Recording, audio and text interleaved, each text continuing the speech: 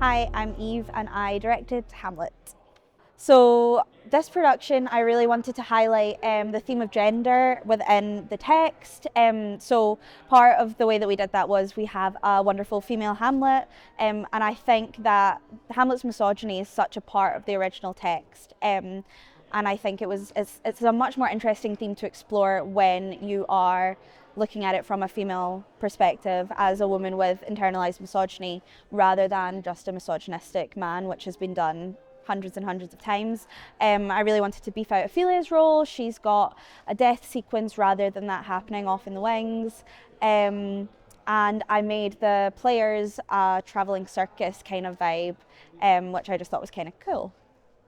It means a lot to me. It's been my life for the past 3 months, and then before that I wrote part of my dissertation on it. So I have a lot of Hamlet knowledge in here. I just think that parts of it are some of Shakespeare's best writing, and I think that's part of why it's been such an enduring and well-known play. There's some really beautiful introspective moments in the play, and I just think it's such an iconic play and such an iconic lead role, and it's just been so much fun to do. Oh my god, they're incredible. I have been so incredibly lucky to get to work with all of them. My assistant director Nell has been an absolute godsend. They're just so incredibly talented, as is every single person involved in the production. There's not one who hasn't gone above and beyond. Thank you so much. We really hope you enjoy the show.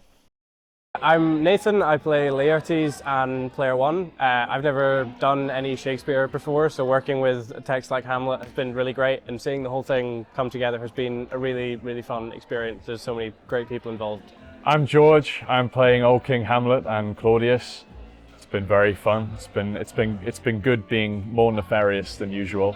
I grew a beard as well, which is sort of interesting. It's no longer itchy, which is always good. But yeah, it's very fun playing a villain. That's my main takeaway, is that I need to play more villains, which is great.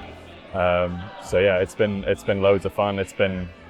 I always wanted to play this role, I think, for a long time, and so it's been very exciting. It's been, I suppose, a dream come true. But yeah, it's been great. It's been really fun. I've loved Hamlet for a long time. I studied it in school, and so it's like if I had to choose a Shakespeare play to do, it would be Hamlet. It was kind of my introduction to Shakespeare, and one of my introductions to theatre just in general. So it's been a real treat and a real pleasure to do it. Everyone is phenomenal. Everyone is so talented. It's so exciting to work with people who are just so talented.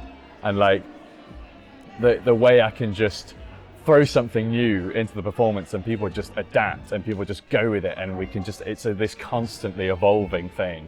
And everyone just moves like a machine. Everyone's so good. It's so fun. But yeah, it's great. Everyone's super talented. I hope you all enjoy the show. I know I have. It's been fantastic working on it. I hope it's wonderful to see.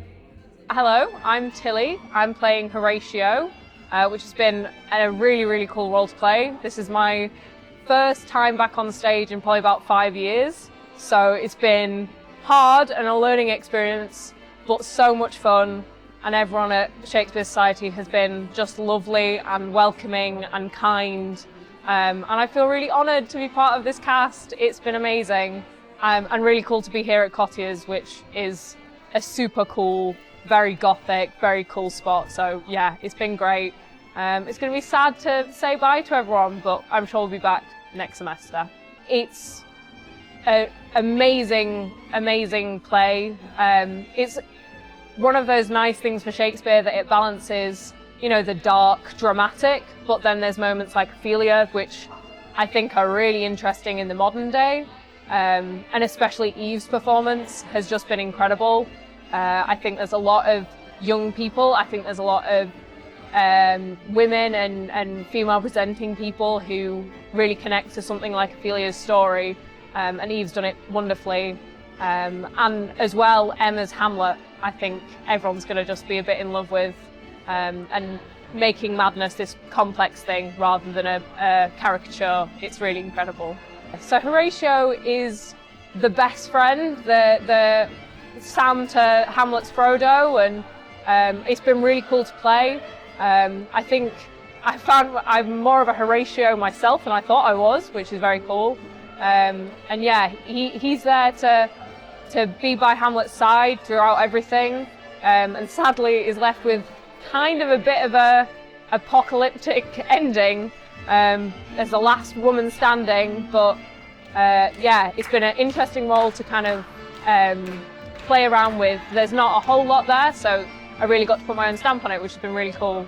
So thanks for coming to see it. Enjoy the production, and hopefully see you for the next Shakespeare Society production next year. Hi, I'm Emma. I'm playing Hamlet. Sorry, my voice is a bit messed up after a few days of screaming for hours on end, but you know, we're getting there. Oh yeah, it's been great. It's my first ever time doing Shakespeare, so I kind of came into it a bit like unsure of what the actual heck was going on. But everyone's been so helpful, especially the past few days with my voice going. Everyone's been amazing. It's been a really new experience, but a really exciting experience, which I'm really grateful to have been a part of. It's been incredible. It's kind of iconic, not gonna lie. Like, that's kind of what prompted me to audition for Shakespeare in the first place, was when I heard they were putting on Hamlet. It just seemed like such a incredible opportunity that like you can't really pass up on auditioning for Hamlet. And yeah, it's like, it's one of those ones where everybody grows up with it, and it's such like it's one of the big Shakespeares that I feel it's kind of a rite of passage in a way.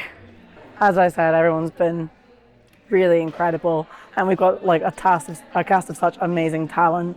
And all of the crew have not exactly been super involved in the behind the scenes work, so I don't know everything that's gone on, but they've all been working so incredibly hard, and it's created such a visually and technically striking end production, which I hope that everybody is very proud of, because I think it's incredible. Really hope you enjoy it. Everyone's worked so hard on it, and yeah, enjoy. Hey, I'm Jake, and I'm playing Polonius in Hamlet. Yeah, so this production, it's been put on by the Shakespeare Society at Glasgow Uni, and it's honestly been really special. There's just a lot of wonderful people that we've been working with, and it's been so cool seeing all of the different pieces of it coming together, all of the cool tech, like when I get to spray blood on a curtain, spoilers, that's been very fun. I mean, Hamlet is obviously probably one of the most recognizable, names out of Shakespeare's plays. I think one of the things that's really interesting about it is that a lot of people kind of view it as this like very serious tragedy, but half of Hamlet is full of jokes. It's actually, it's certainly my character as well, is one of the kind of comedic relief pieces that is just very silly. Yeah, I hope you all enjoy the show. I'm Eve, and I'm playing Ophelia. Well, it's Hamlet, which is pretty well known. We're doing it fairly by the book, but a little bit of gender mixing and character mixing. But yeah, it's been really good so far. They are so good. They're so talented, and they're so lovely, and everyone works together really well. Got the same vision. Hope you enjoy the show.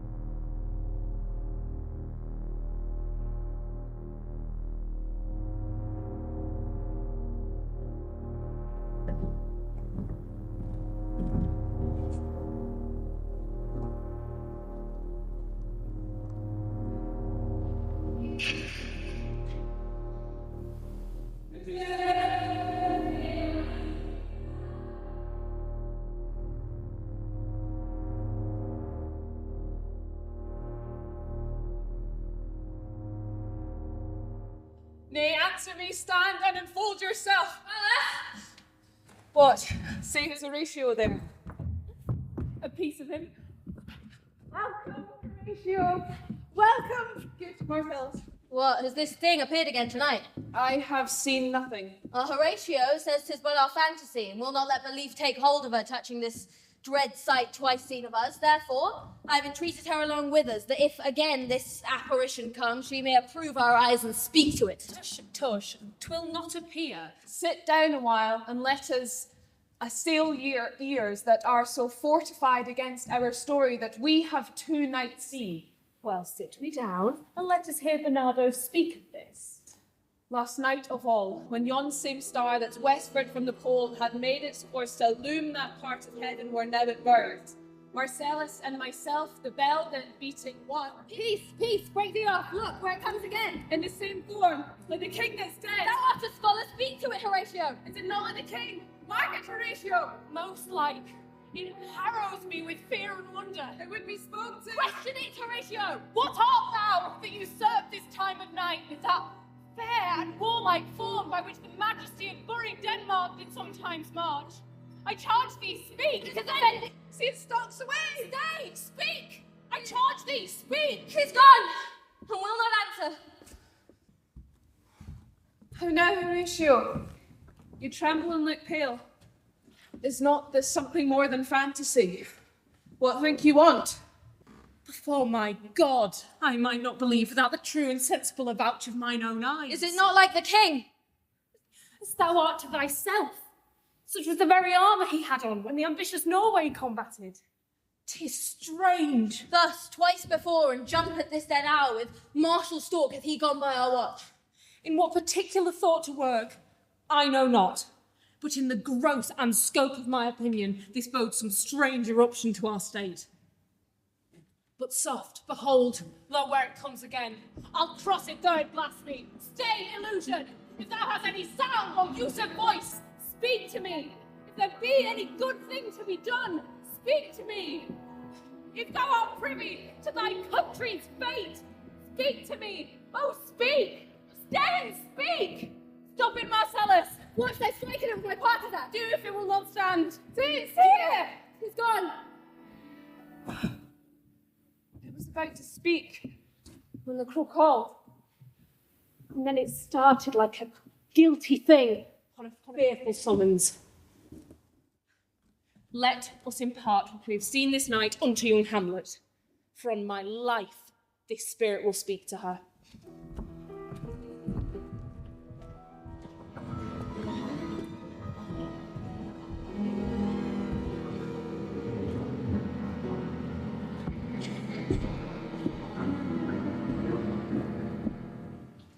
Though yet of our dear brother Hamlet's death the memory be green, and that it has befitted to bear our hearts in grief, and our whole kingdom to be contracted in one brow of woe, yet so far hath discretion fought with nature, that we with wisest sorrow think on him together in remembrance of ourselves.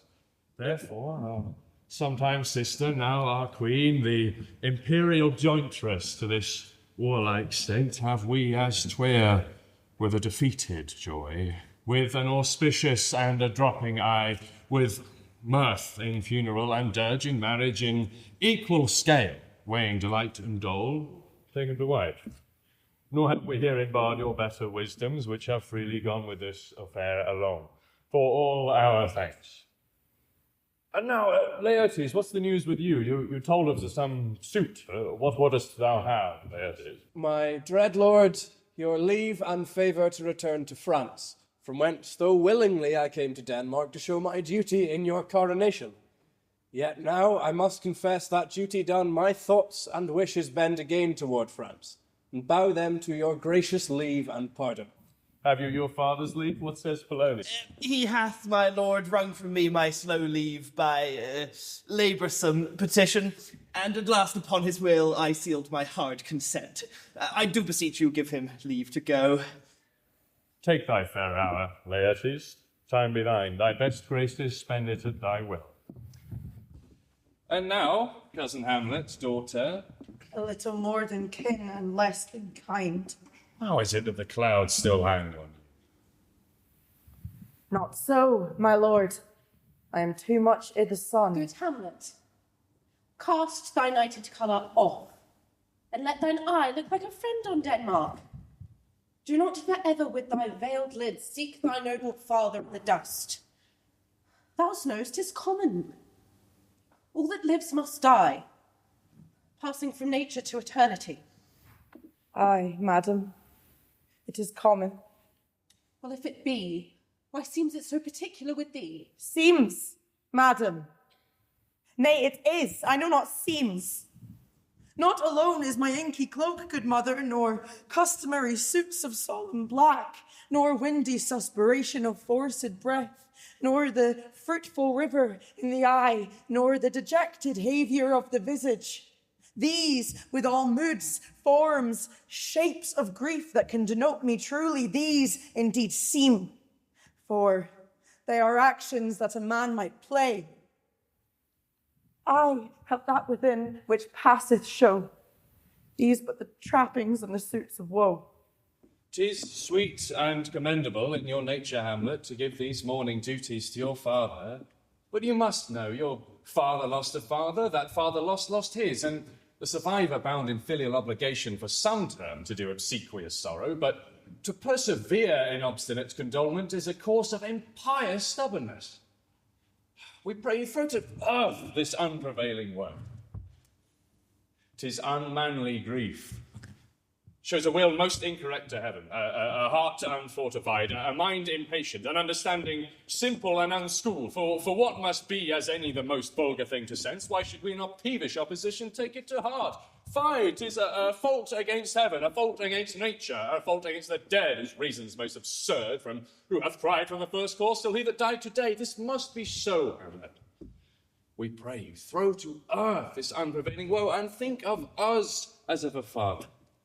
For let the world take note, you are the most immediate to our throne, and with no less nobility of love than that which dearest father bears his daughter, do I impart towards you. And for your intent in going back to school in Wittenberg, we beseech you, bend you to remain here in the cheer and comfort of our eye, our chiefest courtier, cousin, and daughter. Let not thy mother lose her prayers, Hamlet. I pray thee, stay with us. Go not to Wittenberg.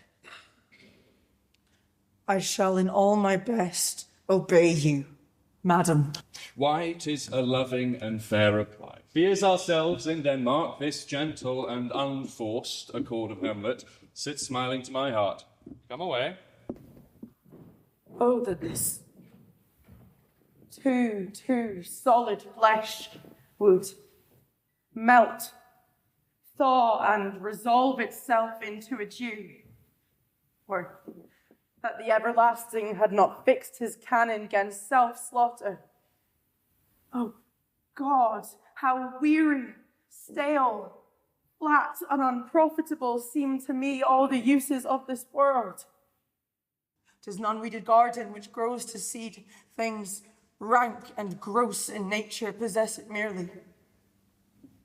That it should come to this, but 2 months dead, not so much, not 2, so excellent a king, that was to this Hyperion to a satyr, so loving to my mother that he might not beteem the winds of heaven visit her face too roughly. Why, she would hang on him as if increase of appetite had grown by what it fed on, and yet within a month, let me not think on't. Frailty, thy name is woman. A little month, or ere the shoes were old with which she followed my poor father's body, she married. Oh, a beast that once discourse of reason would have mourned longer. O most wicked speed, to post with such dexterity to incestuous sheets. It is not, nor it cannot come to good, but break my heart, for I must hold my tongue. Hail to your lordship! Horatio, or I did forget myself. This same, my lord, and your poor servant. My honoured friends, I'll change that name with you. What make you from Wittenberg? Marcellus? My good lord. Good even, sir. Glad to see you well. But, what in faith make you from Wittenberg? Oh, a true disposition, my good lord. Would not hear your enemies say so, nor shall you do my near that violence to make a truster of your own report against yourself. I know you are no truant, but what is your affair in Elsinore? Will teach you to drink deeper ere you depart. My lord, I came to see your father's funeral. I prithee, do not mock me, fellow student. I think it was to see my mother's wedding. Indeed, my lord, it followed hard upon. Thrift, Horatio. The funeral baked meats did coldly furnish forth the marriage tables. I would I had seen my dearest foe in heaven, or ever I had seen that day. My father, Horatio, methinks I see my father. Where, my lord? In my mind's eye, Horatio. I saw him once. He was a goodly king. He was a man. Take him for all in all. I shall not look upon his like again. My lord, I think I saw him yesternight. Saw? Who? My lord, the king, your father. The king, my father. Season your admiration a while. 2 nights together has this gentleman, Marcellus, on his watch, in dead, vast, and middle of night, been thus encountered. A figure like your father appears before him, and with solemn march goes slow and stately by. This to me, in dreadful secrecy impart he did, and with him on the 3rd night kept the watch, where both in time and form of the thing, each word made good and true, the apparition comes. I knew your father. These hands are no more like. Did you not speak to it? Indeed I did, my lord. Yet answer made it none. Yet once methought it did lift its head as if it did address itself to motion. And then the crow called loudly, and at the sound it shrunk away in haste and vanished from our sight. 'Tis very strange.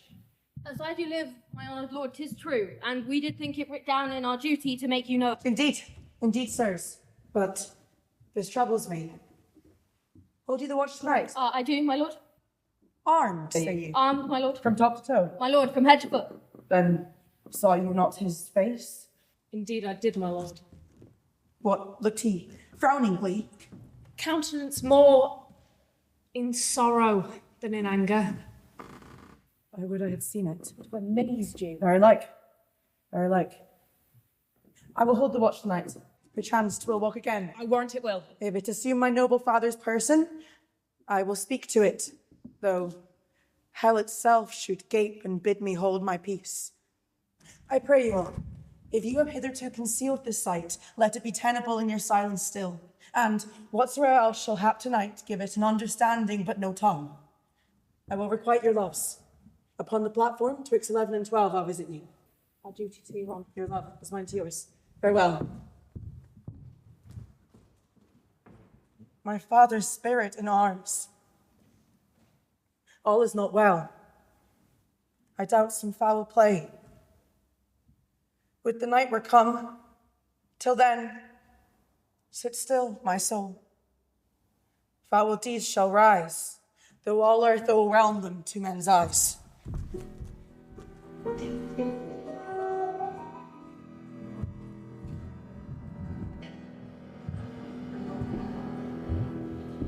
My necessaries are embarked. Farewell. And sister, as the winds give benefit and convoys assistant, do not sleep. Let me hear from you. Do you doubt that? For Hamlet and the trifling of her favour, hold it a passion and a toy in blood, a violet in the youth of primy nature. Forward, not permanent. Sweet, not lasting.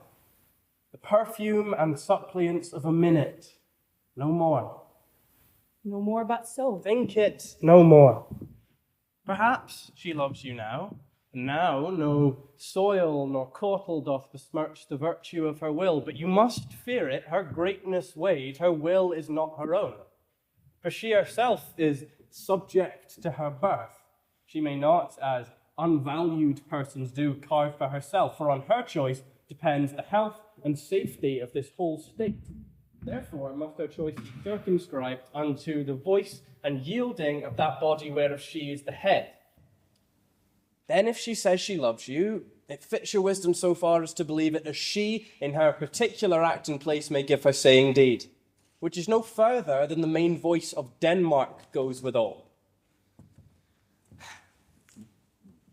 Then weigh what loss your honour may sustain, if with too credent ear you list her songs, or lose your heart,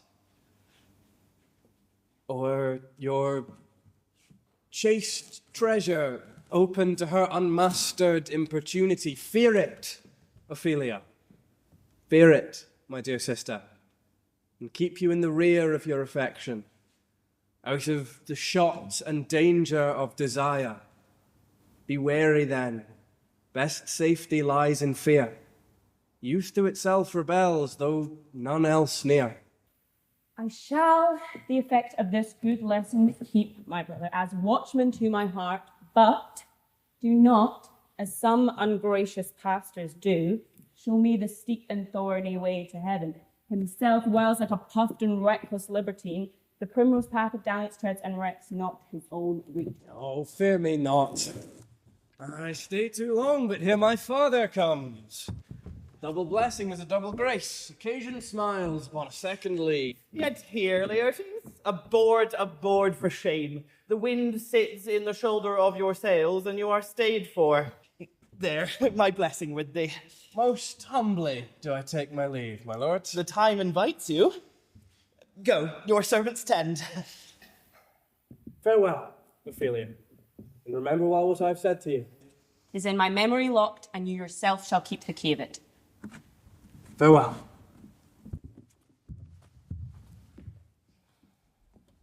What is it, Ophelia, he hath said to you?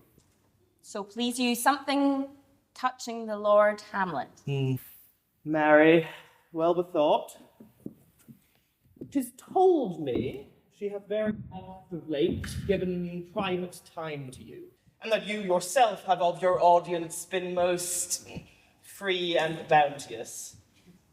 If it be so, as so 'tis put on me, and that in way of caution, I must tell you, you do not understand yourself so clearly as it behooves my daughter and your honour. What is between you? Give me up the truth.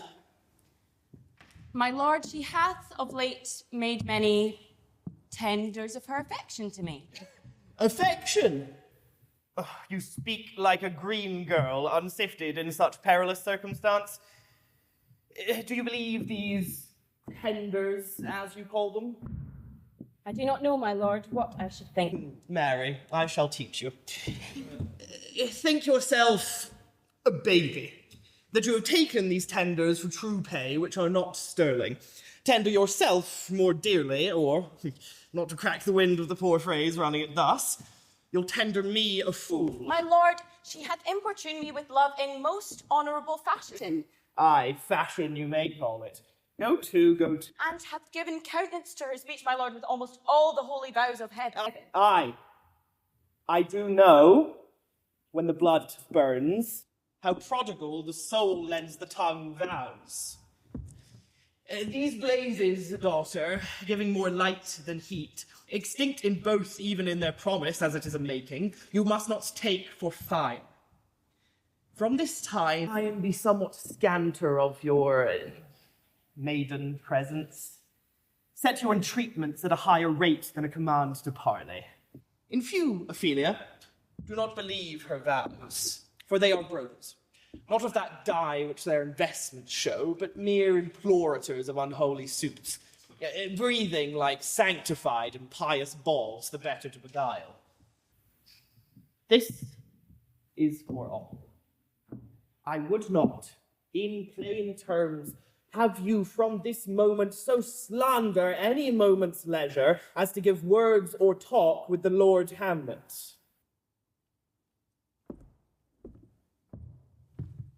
Look to it, I charge you. Come your ways? I shall obey, my lord.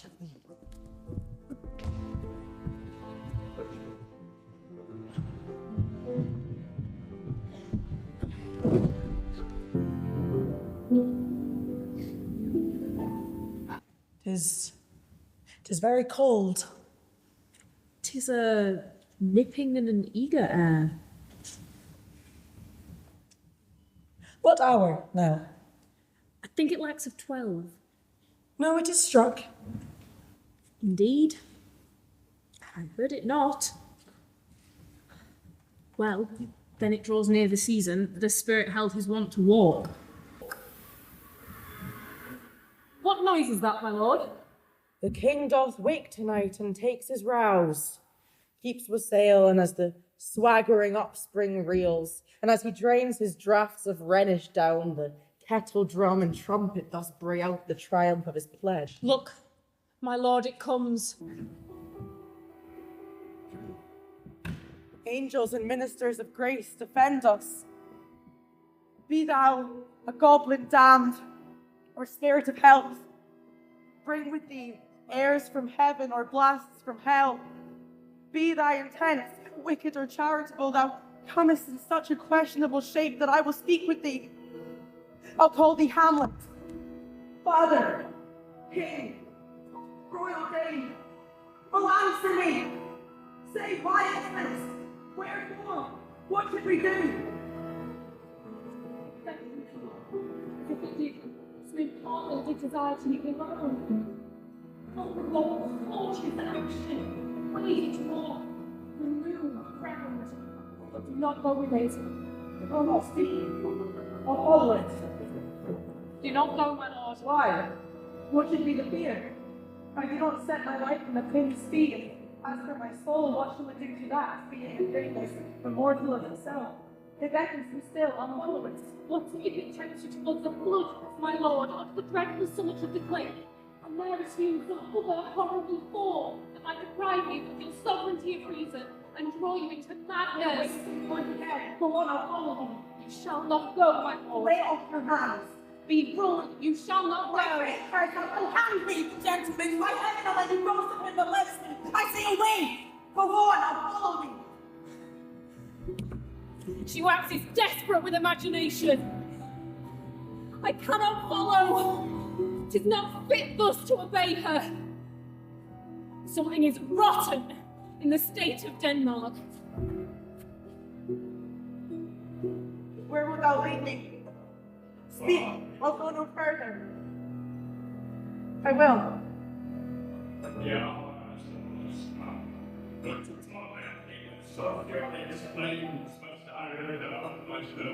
Alas, for ghosts. Then I serious spirit, what I shall unfold. Speak, I am about to hear. Son of revenge, but thou shalt hear. What? I am thy father's spirit, doomed for a certain term to walk the night, and in the day confined to fasting fires until the foul crimes done in my days of nature are burnt and purged away. List, oh list, if thou didst ever thy dear father love. Revenge is foul and most unnatural murder. Murder? Ah, murder most foul is in the best it is, but this most foul, strange, and unnatural. Sleeping in my orchard, a serpent stung me. So by a forged process of my death, the whole ear of Denmark is rankly amused. But know this, thou noble youth, the serpent that did sting thy father's life now wears his crown! Oh, my perfected soul, my uncle! Ay, that incestuous, that adulterate beast! With witchcraft of his wit and traitorousness, so wicked wit and gifts that have the power so to seduce, one to his shameful lust, the will of my most seeming virtuous queen. Oh, Hamlet, what a falling off was there from me, whose love was that of dignity, that it went hand in hand even with the vow I made to her in marriage, and to decline upon a wretch whose gifts were poor to those of mine.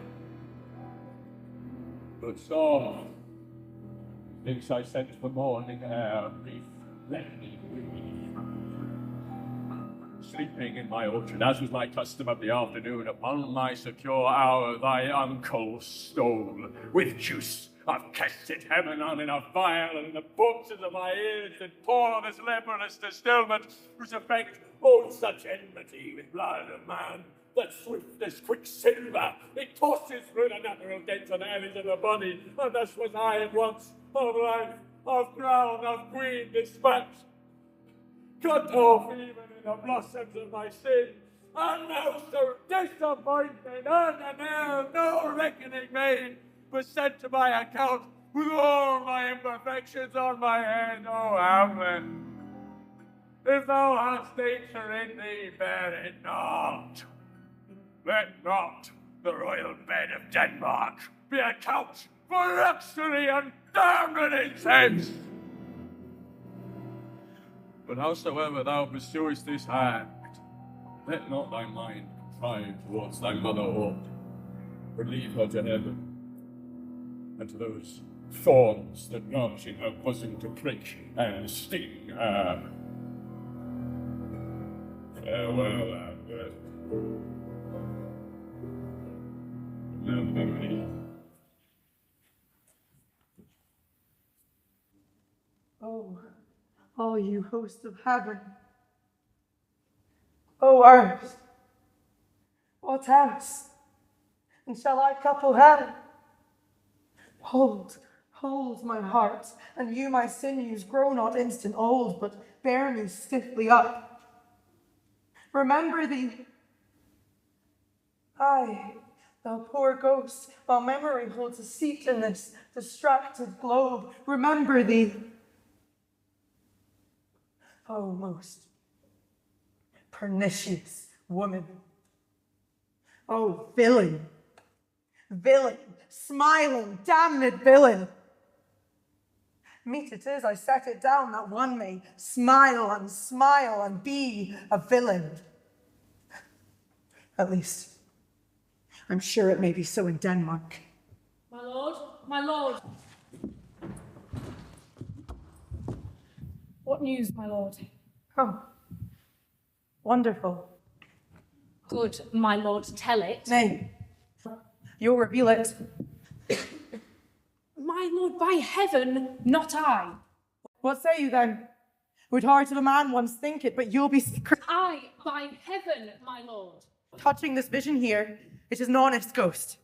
That let me tell you. As for your desire to know what is between us, o'ermaster it as you may. And now, good friend, as you are a friend, scholar, and soldier, give me one poor request. What is it, my lord? I will. Never to speak of this that you have seen to My lord, I will not. Nay, but swear it. In faith, my lord, not I. Upon my sword, swear it. I have sworn already, my Indeed, lord. upon my sword, indeed. Consent to swear. Propose the oath. Never to speak of this that you have seen. Swear. Come hither, gentlemen, and lay your hand upon my sword. Never to speak of this that you have seen. Swear it. Well said, O Noel. Canst work in the earth so fast. A worthy pioneer. Oh, good day, knight. This is wondrous strange. And therefore, as a stranger given welcome, there are more things in heaven and earth, Horatio, than are dreamt of in your philosophy. Now come here as before, never, so help you mercy, how strange or odd soe'er I bear myself, note that you thought of me. There's naught to do, so grace and mercy at your most need help you. Swear! Rest, perturbed spirit!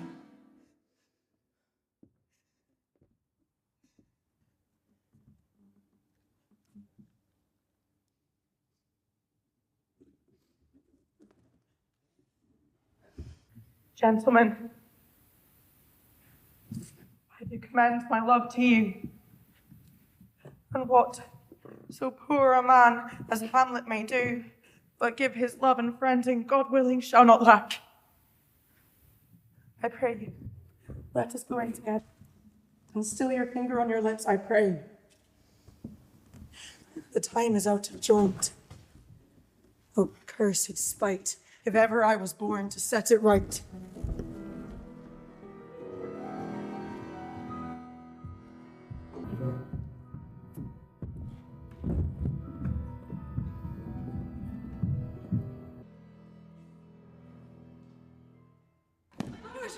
How now, Ophelia? Whatever is the matter? My lord, I have been so affrighted. My lord, I was sewing in my closet, and when Lord Hamlet, her doublet all unbraced in a look of so piteous in purport as if loosened out of hell to speak of horrors, she comes before me. She took my wrist and held me hard, and then goes she the length of all her arm, and with her other hand thus o'er her brow she falls to such perusal of my face as she would draw it. Long stayed she so. With that done, she lets me go, and with her head o'er her shoulder turned, she seemed to find her way without her eyes, for out of doors she went without their help, and to the last bended their light on me. What? Have you given her any hard words? No, my lord, but I did, as you did command, repel her fetters and denied her access to me.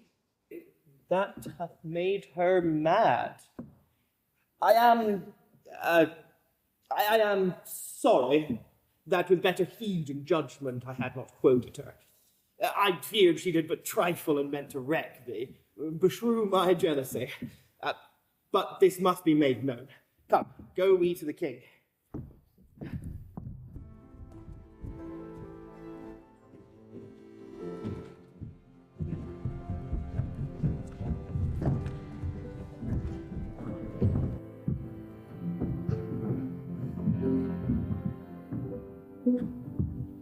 Well, Rosencrantz and Guildenstern, moreover, did we much long to see you, the need we have to use you did provoke our hasty sending. Something you have heard of Hamlet's transformation, so call it, sith neither the exterior nor the inward woman resembles that it was. What it should be more than her father's death that puts her so far from an understanding of herself I cannot dream of. Thus, I entreat you both that, being of so young of days brought up with her, and sit so neighboured to her youth and haviour, that you vouchsafe your rest here in our court some little time, so that by your companies we may draw her unto pleasures, and gather what unknown to us afflicts her thus. This opened lies within our remedy. Good gentleman, she hath much talked of you, and sure I am two men there are not living to whom she more adheres. If it pleases you to provide us with your gentry and goodwill as to expend your time with us a while, or for the supply and profit of our home, your visitation to receive such thanks as fits a king's remembrance. Or if your majesties might by the sovereign power you have with us put your dread pleasures more into command than to entreaty. But we both obey, and here give up ourselves in the full bent to lay our services at your feet, to be commanded. Thanks, Rosencrantz and gentle Guildenstern. Thanks, Guildenstern and gentle Rosencrantz, and I beseech you instantly to go and visit my too much changed daughter. Heaven make our presence and practices pleasant and helpful for her.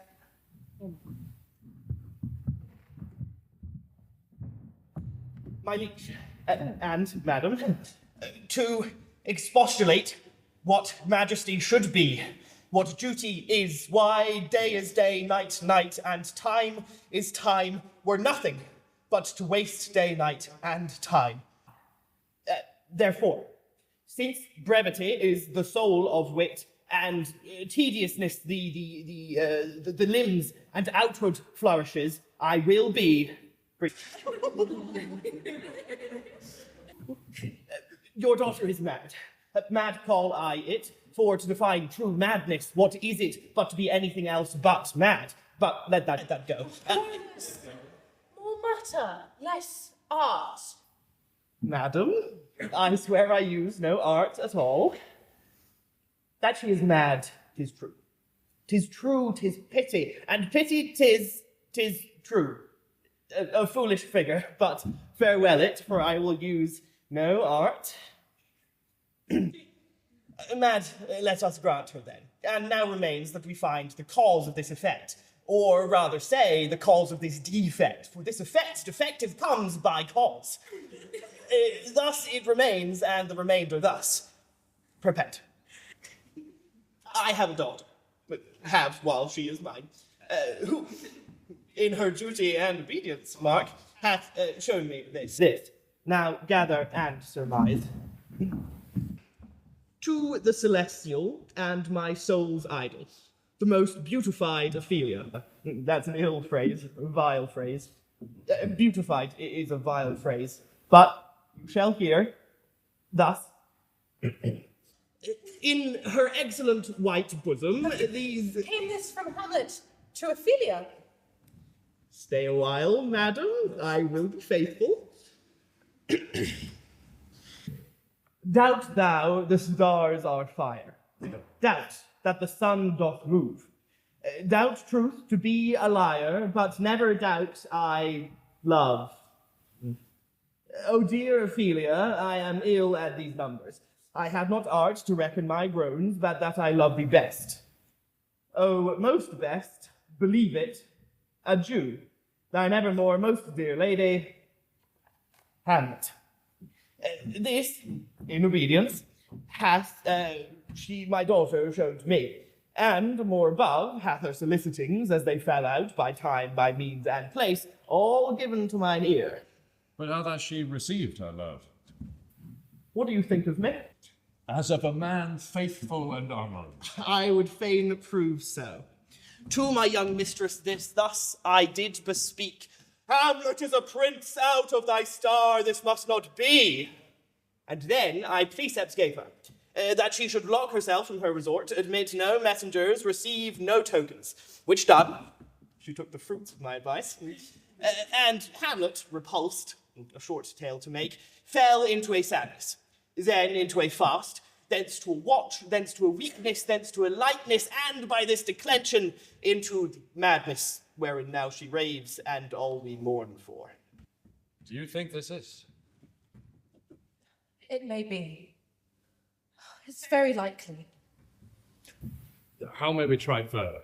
You know, sometimes she spends some 4 hours together walking here in the lobby. So she At such a time, I'll loose my daughter to her. Be you and I behind an arras, then, mark the encounter. If she love her not, and is not from her reason fallen thereon, let me be no assistant to estate, but he a farm and carters. We will try it. But look, where sadly the poor wretch comes reading. Away, both away, I beseech you. Shall board her presently. Give me leave. How does my good Lord Hamlet? Well, God a mercy. Do you know who I am, my lord? Excellent, well. You are a fishmonger. Not I, my lord. Then I would you were so honest a man. Honest, my lord. Aye, sir.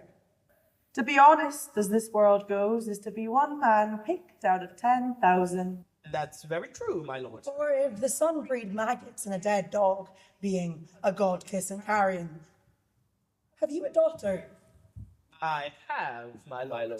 Let her not walk in the sun, for conception is a blessing, but not as your daughter may conceive.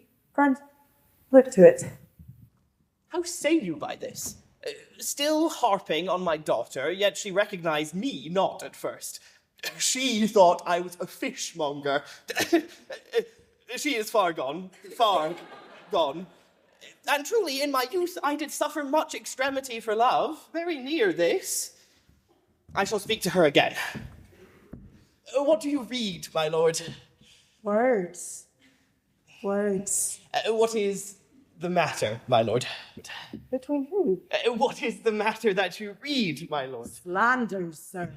For the satirical rogue says here that old men have grey beards, yet I hold it not honesty to have it thus set down, for yourself, sir, should be as old as I am, if like a crab you could go backwards.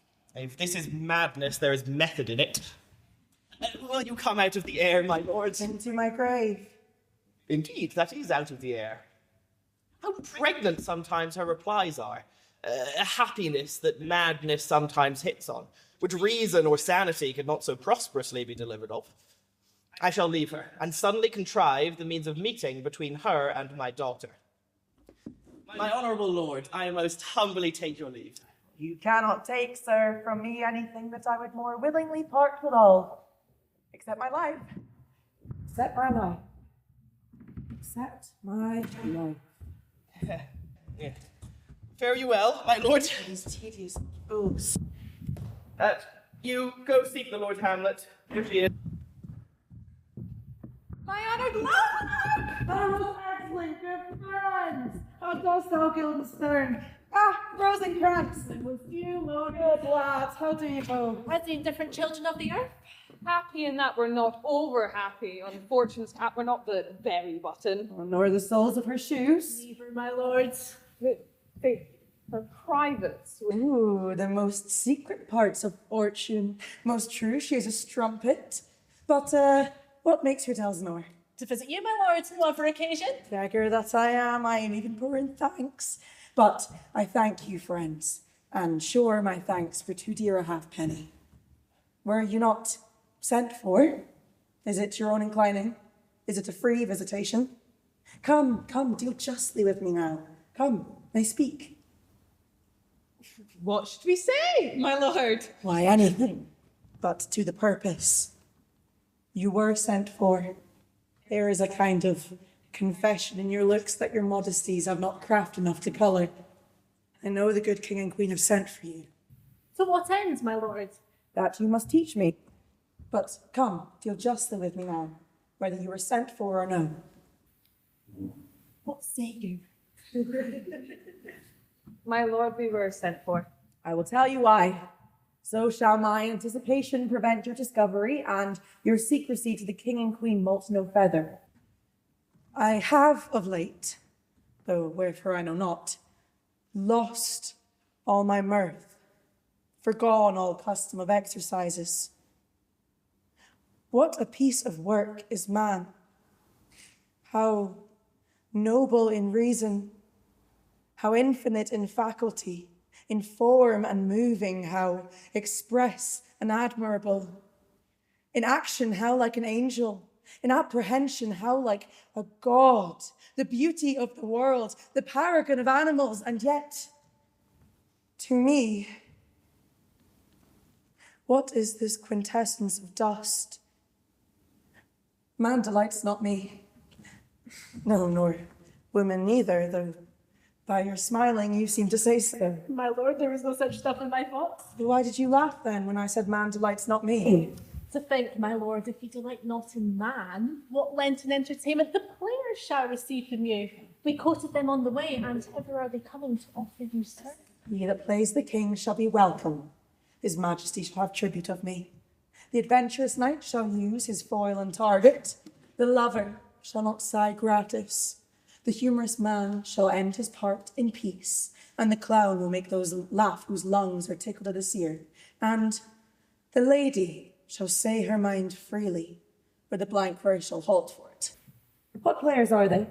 Even those you were wont to take delight in, the tragedians of the city. There are the players. Welcome! Welcome, friends!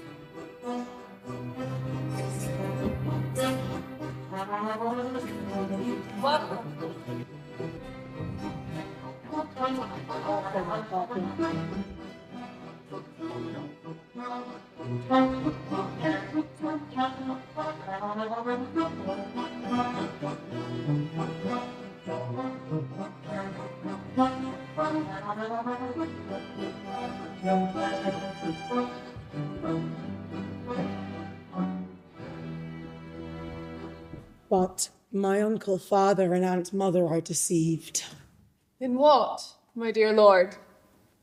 I am but mad north-northwest. When the winds are southerly, I know a hawk from a handsaw. Mark you, Guildenstern, and you, at each year a hearer.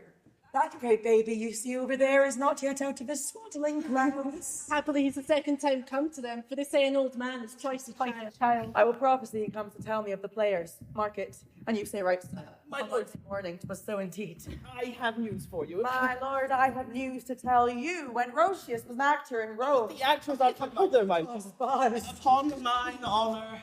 He came an actor on his own. These are the only men in the world, whether for a tragedy, comedy, historical, pastoral, tragical, comical, tragical, pastoral, historical, comical, tragical, pastoral, scene individable, or poem unlimited. Seneca cannot be too heavy, nor Plautus too light. By the law of the writ and the liberty, these are the only men. Oh, what a treasure hadst thou. Oh, look where they come.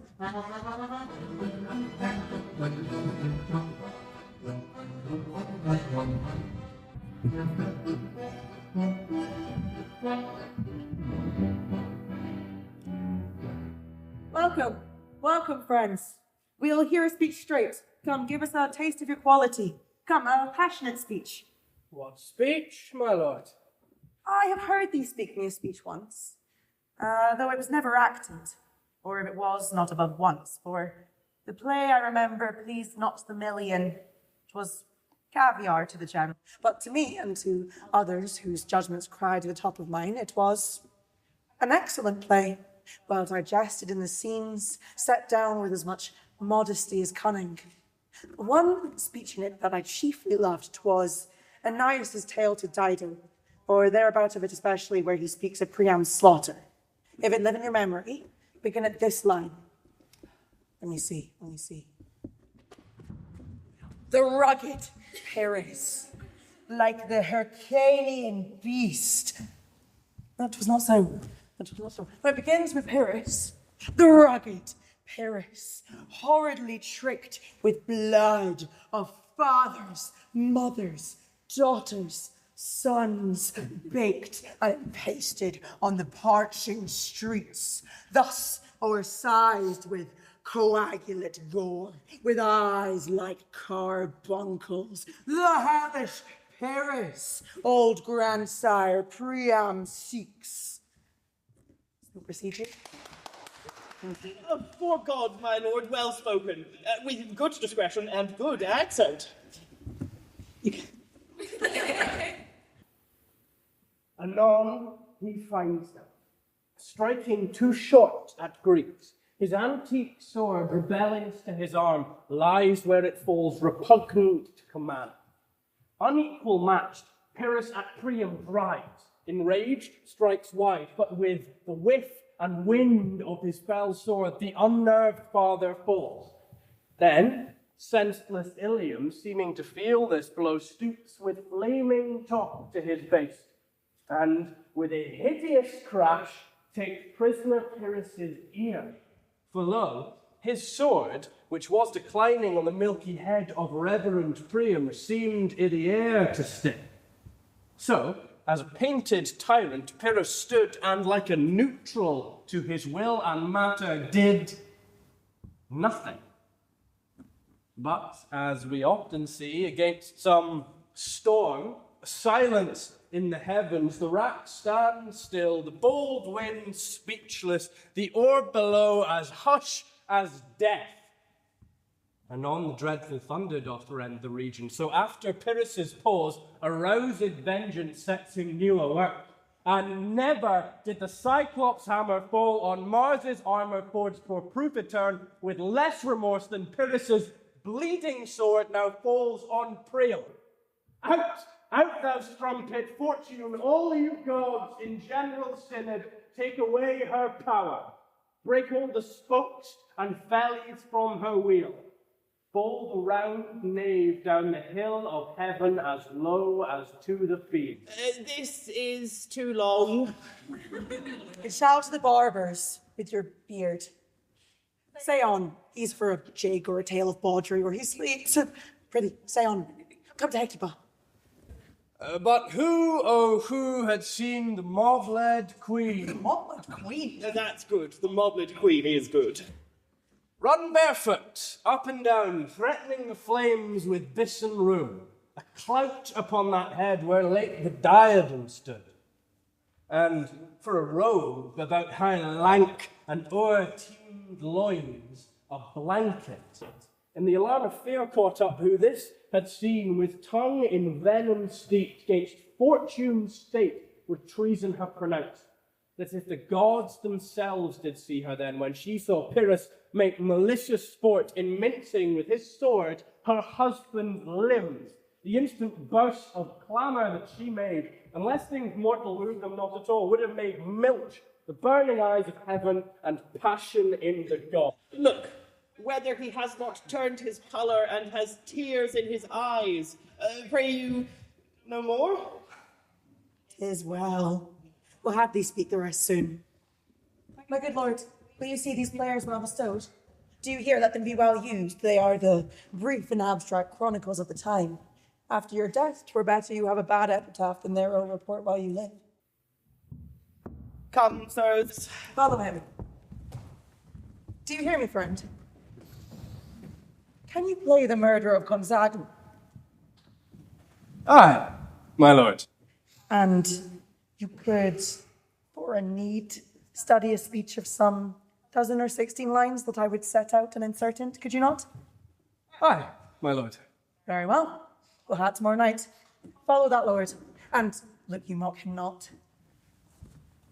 My good friends, I'll leave you tonight. You're welcome, Elsinore. Good, my lord. God be with you.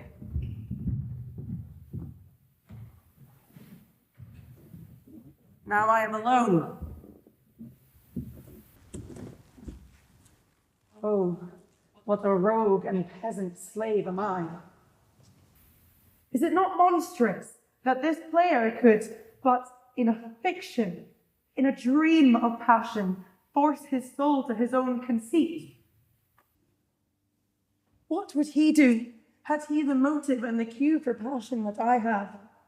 Why, he would drown the stage in tears and cleave the general ear with horrid speech, make mad the guilty and appall the free, confound the ignorant and amaze the very faculties of eyes and ears. And yet I, a dull and muddy metalled rascal, peak like John a dream, unpregnant of my cause, and can say nothing. No, not for a king, upon whose most dear life a damned defeat was made. Am I a coward? Who calls me villain? Who does me this? For it cannot be, but I am pigeon-livered and lack gall, or ere this I should have fatted all the region pipes with this villain's offal. Bloody, bawdy villain. Lecherous, remorseless, kindless villain. This is most brave that I, the daughter of a dear father murdered, prompted to my revenge by heaven and hell, must, like a whore, unpack my heart with words and fall a-cursing like a very drab scullion. About my bravery, I have heard that guilty creatures sitting at the play would, by the very cunning of the scene, be struck so to the soul that presently they have proclaimed their malefactions. I will have these players play something like the murder of my father before mine uncle. I'll observe his looks, I'll tempt him to the quick, but blench, I know my course. The spirit I have seen may be the devil, and the devil hath power to assume a pleasing shape, and yes, perhaps by my weakness and my melancholy abuses to damn me. I'll have grounds more relevant with this. The plays the thing, wherein I'll catch the conscience of the king.